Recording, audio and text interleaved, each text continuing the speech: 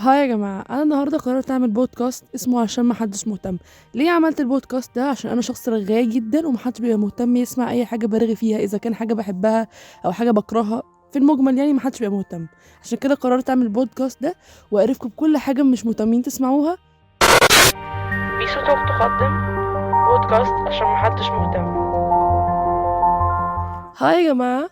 أنا مش عارفة إن هاي يا جماعة دي حاجة سيئة جدا، بس والله يا شباب أنا حاولت كتير أفكر لكم في انترو أبدأ بيه أي ابيسود، بس بحس إنه أنا مش كريتيف في الموضوع ده. فهاي يا جماعة، ده سكن ابيسود من عشان محدش مهتم. وبما ان ده اسمه عشان محدش مهتم وبنقول فيه حاجات مش مهمة، فأنا هكلمكم النهاردة في الابيسود دي عن حياتي العاطفية تحت مسمى حياتي العاطفية خط أحمر. فيعني يا شباب، مش يعني أنا أكيد مش هحكي لكم عن حياتي العاطفية بجد، مش هحكي لكم عن أشخاص بقى وبأسامي المواقف. مش عشان أنا كتومة، لا لا لا خالص. أنا يا جماعة أنا بحكي قصة حياتي لسواقين الميكروباص، أنتوا بتقولوا إيه؟ لكن عشان والله أنا أخاف من قضية تشهير، يعني مش هنيجي على آخر الزمن أدخل الاسم عشان بودكاست ما شافوش غير 25 شخص أو سمعوه أو حتى ما سمعوش، وأشك إن ال 25 شخص دول من قرايبي وأصدقائي اللي طايقيني أصلا، فاللي هو يعني والله حتى دول شافوا أول 3 ثواني وقفلوا. أنا متأكدة من ده. المهم فيعني حاجة حقيرة جدا إن أنا أتسجن على بودكاست زي ده، فمش هقول أسماء ولا أشخاص عشان ما أروحش في داهية إذا كان سمعوا أصلا يعني. المهم أنا بقول مهم كتير بس قشطة عادي. أنا لما جيت رجعت حياتي العاطفية كده، أصلا بحب أرجعها كل فترة كده في أوفر سينكينج كده بالليل، أقعد بقى إيه أجيب المراجع بتاعتي واكتشف إن قد إيه حياتي العاطفية دي قذرة جدا، بس مش مهم يعني. بس بكتشف إن في دروس المفروض الإنسان بيتعلمها عشان ما يعملهاش. أنا ما بتعلمش، انا الدروس دي ما بحضرهاش، ما بتعديش عليا. فحاولت الخصها تحت مسميات كده ومواضيع معينه، وهكلمكم عن المواضيع دي. يعني ما فيش غيركم بقى، يعني انا ما لقيتش حد احكي له، فهحكي لكم انتوا اللي انتوا كده مش مهتمين تسمعوا. اول نقطه وهي السويت توكرز. يا جماعه انا ممكن اشبه لكم صدمتي مع السويت توكرز بموقف لطيف قوي حصل لي من شهرين بالظبط. كان لي صديقه من دون ذكر اسمها يعني ولا اذكر اسمها والله، هي دي الوحيده اللي معاش فلوس في علاج التشهير، يعني هي انجي. قعدت تحايل عليا جدا ان انا مش جدا والله، اتحايلت عليا مره وسكتت يعني ان انا انزل سناب شات.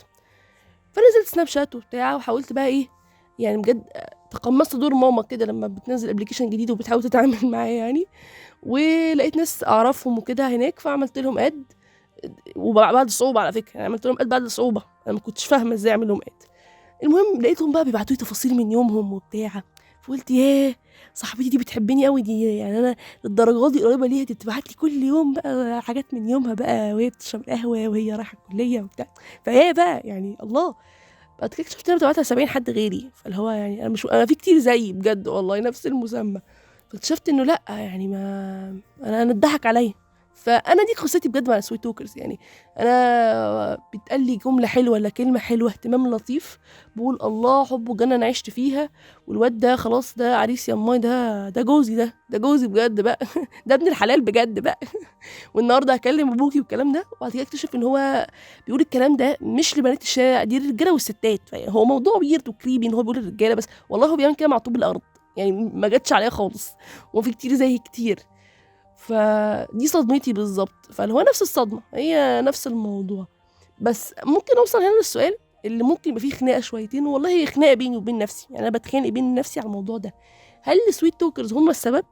يعني هل هم غلط ان هم يبقى الموضوع عايم كده وبيقولوا لكل الناس اللي في حياتهم كلام حلو وبيدوا ساينز لكل اللي حواليهم ان هم اهم ناس، هم ممكن يكونوا اصلا حتى ما وصلوش لليفل ان هم صحابهم ولا حتى زمايلهم؟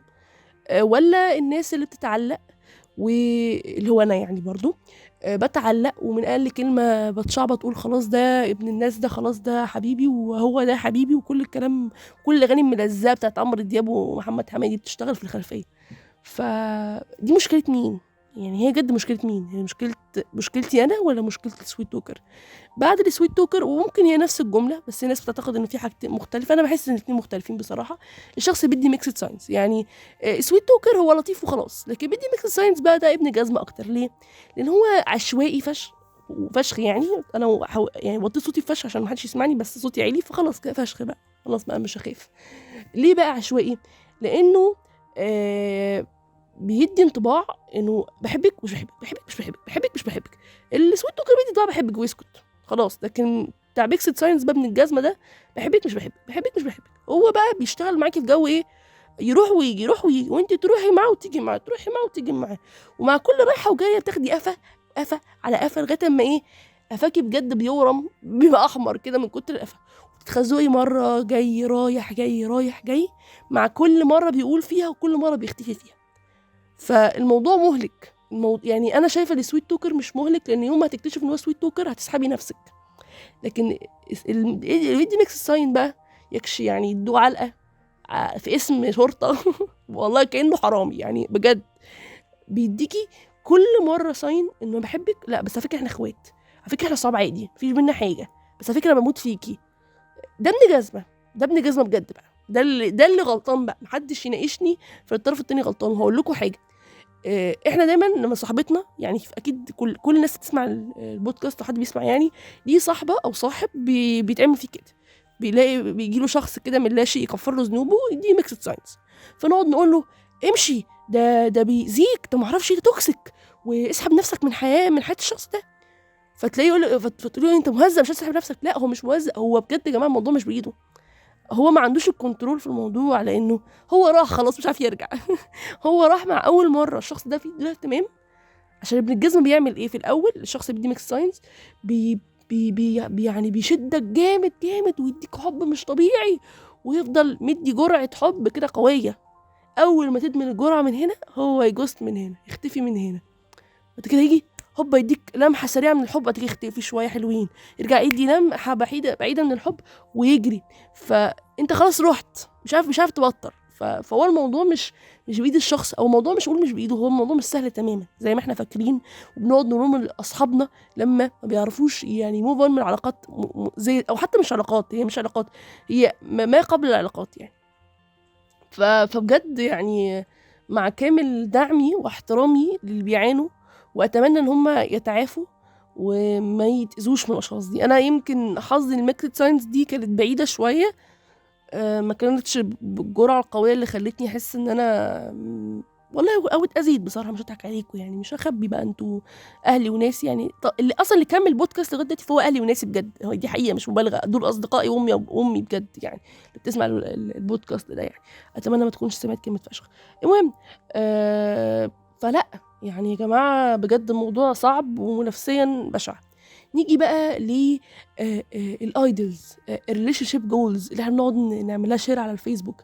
انا بقى عندي مشكله دي بقى، انا بشوف قصص حب شكلها جميل جدا وحلو قوي، واقول خلاص بقى يا ربي انا هفضل مستنيه كده في بيتنا لغايه اما يجي لي الشخص بقى اللي بقى انا وهو ريليشن شيب جولز بقى، واكتشف انه لا مفيش جولز ولا حاجه.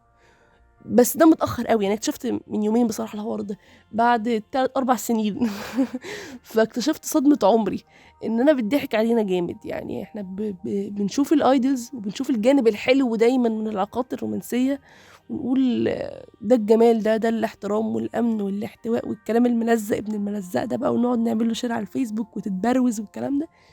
وانت لو شفت الناس دي في حياتهم هتلاقيهم بيضربوا بعض بالجزم، بجد مش مبالغه، بيضربوا بعض بالجزم. ودايما لما احنا بنتقهر في علاقاتنا، يعني الحمد لله ما مريتش بالعلاقه اللي اتقهر بسببها يعني، لسه هدخل ان شاء الله في الموضوع، بس اصدقائي لما بيتقهروا في علاقاتهم يعني بيقعدوا يقولوا ايه، بس فلان الفلاني مبسوط هو وصاحبته، او الست دي وجوزها مبسوطين، هم شايفينهم مبسوطين، ما يعرفوش ان هم دلوقتي في محكمه الاسره حضرتك وبيبلغوا عن بعض الاسم.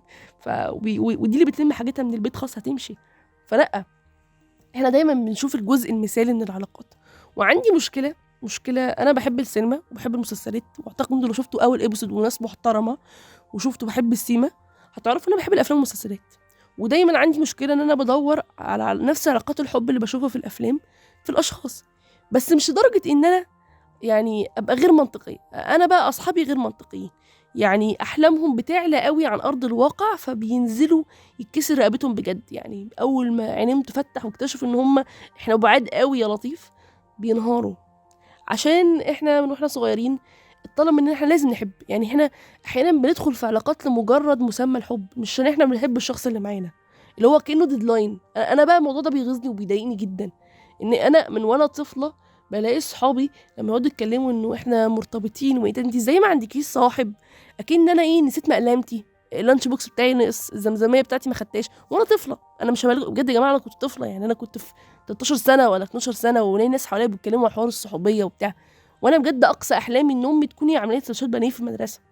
وبجد أنا مش بقول كده عشان احقق الكوميديا، دي حقيقه. انا بجد كانت اقصى احلامي ساعتها اني الاقي اكل بحبه، واني يبقى حواليا صحاب بحبهم، واني ما اجيبش درجه وحشه في الماده دي عشان امي ما تعلقنيش على باب بيتنا. حقيقي ومش ببالغ، هي دي كانت اقصى طموحاتي، لاني ما كنتش مهتمه باكتر من كده. لكن في اماكن تانية او في اصدقاء ليا كتير قوي هم اتعلموا او اتعودوا من الاهل ومن الصحاب ومن المسلسلات ومن الافلام انه ده العادي او ان ده الطبيعي، انه احنا لازم طول الوقت نبقى في حياتنا ريليشن شيب، وانه طول الوقت لازم نكون عندنا الصاحب الواو الكول اللي بيصاحبنا بقى، ونكتب اسامي بعض ونبعت جوابات حب. هو حلو ان احنا، وعلى فكره حلو ان احنا نلاقي شخص بنحبه، بس هو ده مش المفروض. فاحنا لو لقينا كان بها، ما لقيناش خلاص يعني نفضها صيره من الموضوع. ليه بقى لازم نشترط على بعضنا انه لا انا لازم احبه وما اعرفش ايه؟ فيا جماعه دي اكتر حاجه بتاذينا، ان احنا نحط شروط معينه، وانه وانا ازاي بقى عندي 22 سنه وما حبيتش؟ لا عادي يعني، هو مش بالسن حضرتك، هو انت مش بتحققي ديدلاين، هو انت مش هتسبميت بروجكت في الكليه يعني. لو جه في 23 هيقول لا، اللي هو لا سوري انت ازاي كل ده ما كنتش بتحبي، انا مش هقدر احبك بصراحه. ايه العبط ده يا جماعه؟ يعني ايه الهراء ده؟ هو الموضوع مؤذي لو انت بتشوف اللي حواليك كلهم بيدخلوا في علاقات وكلهم بيبقى معاهم كتاكيتهم بالمسمى الملزق ده، بس لو يعني مش قدامك انك تحب حد، انت يعني مش قدامك حد بجد حلو وتستحق انه يتحب، ما تحبش عشان يبقى اسمك اتحبيت او اسمك الواد ده في ريليشن شيب او البنت دي في ريليشن شيب. لا يعني، لانه انا بشوف ان شخص هيويست تايم وافورت الشخص مش صح. فلما يجي بقى الشخص الصح اللي احنا كنا المفروض مستنينه على عتبة بيتنا، يلاقينا ما عندناش طاقه، سوري احنا فقدنا الشغف. فساعتها بقى نستخدم الامثال المعفنه اللي بنعملها على الفيسبوك، اللي هو انت جيت انت الشخص الصح في الوقت الغلط. لا، هو ما هو انا بشوف ان هو في الوقت الغلط، احنا اللي خليناه في الوقت الغلط، لان احنا هلكنا نفسنا في علاقات تانية على اساس ان هي دي الاساسيه. ولما جه الشخص الصح، لا سوري يا جماعه بطلناها الشغلانه دي. لا يا شباب مش كده. بس خليني برضو اكون صادقه في حوار الايدولز ده. انا في علاقه حب مجننه امي، واعتقد اللي عارفني اللي هم كده كده بيسمعوا هو البودكاست بس، اتمنى اني في حياتي الاقي الشخص ده. انا يا جماعه بحب رضوى عاشور جدا، ما اعرفش انتوا عارفينها ولا لا، بس لو انتوا من اصدقائي يعني، انت لو امي بتسمعي البودكاست دلوقتي او ريم اختي، فانا بحب رضوى عاشور جدا، و بحب مريد البرغوثي جدا هو جوزها. علاقه حبهم حتى الان هي علاقه بالنسبه لي مش مفهومه. هي دي بقى يعني انا بفهم علاقات الحب كده تقولوا بقى ايه يعني؟ انا معرفش بشكر في نفسي ليه، اللي هو انا مش نرجسيه والله، بس انا كل ما باجي اسجل بلاقي نفسي بقول كلام في النص كده، يعني بشكر في نفسي بزياده، وموضوع مخوفني سيكا، عشان انا لما بشكر في نفسي بزياده بدخل في خازوق محترم. بس المهم، العلاقه دي تحفه يا جماعه. يعني تخيلوا اتنين، يعني واحد يعني جوزها يتنافي ويقعد 10 سنين بره البلد، وهي تبقى في عز محنتها هي وابنها لوحدها، بس تفضل حبها ليه ما يتغيرش. وبعد 10 سنين خلاص قالوا الأسرة اكتملت، ابنها يعني يترحل، فالأسرة تاني ترجع تتفكك، بس يرجعوا. ولما يرجعوا تكتشف ان هي مريضة بالسرطان، وان لا هيفضلوا جنب بعض. قصة حب غير مفهومة بالمرة، بس أنا بحبها بصراحة يعني. وبصراحة الحاجة الوحيدة اللي بتهون عليا في الكلية إن أنا أعدي كده قدام سلم المكتبة المركزية وافتكر رضوى وهي على السلم ومريد وهو على السلم، وهما بيقولوا شعر لبعض. بس معرفش مين ممكن يكون بيقول لي شعر في 2023 يعني. يا هو من شباب وسط ناو، ودي حاجة تخوفني بصراحة، يا هو يعني فاضي قوي لدرجة إنه يكتب لي شعر. بس والله لو كتب شعر مش هقول له لأ، اللي هو مين مش عارفة بصراحة يعني. أنا حاسة إن أنا يعني مش كتومة خالص يعني. اعتقد انا حكيت قصص هتوديني في داهية، مش وقلبي اتفتح لكم قوي، ودي مصيبة سودة. ده لو انتوا اصلا بتسمعوا دلوقتي البودكاست، يعني انا اشك ان معظمكم قفل وروح نام، يعني ما اعرفش مين معاه النت ان هو يسمع الابيسود لاخرها يعني. ده لو انتوا اصلا سمعتوا مش دي اللي قبلها. بس والله يا شباب كان نفسي انهيها نهاية احسن من كده، بس انا هنهي الابيسود دلوقتي عشان خلاص انا هدخل اعيط دلوقتي. يعني انا حاسه دلوقتي يبتدي الانهيار يرجع تاني. انا كنت لسه مبطله عيط من قبل ما ابدا التسجيل، وهكمل بقى عياط بقى. اشوفكم في ايبيسود جايه بقى، بس ان شاء الله الحلقه الجايه مش هعيط. ده لو انتوا اصلا مهتمين تسمعوا الحلقه الجايه او تشوفوها، مش عارفه، او مش هتشوفوا الحلقه تسمعوا الحلقه. بس اتمنى انه يعني ما تتاذوش نفسيا، ما تدخلوا في هيلثي ريليشن شيب كده. ده وتمنوني انا كمان يعني، انتوا بتسمعوا وانتوا حبايبي يعني جمال، مستمعين الجمال يعني، انه تدعوا لي بقى بهيلثي ريليشن شيب زي ما بدعوا لكم يعني مش هدعي لكم، انتوا مش هتدعوا لي يعني، وانتوا بجد والله يا جماعه مكملين لغايه دلوقتي تسمعوني ليه؟ باي باي يا شباب، باي باي بجد، باي باي.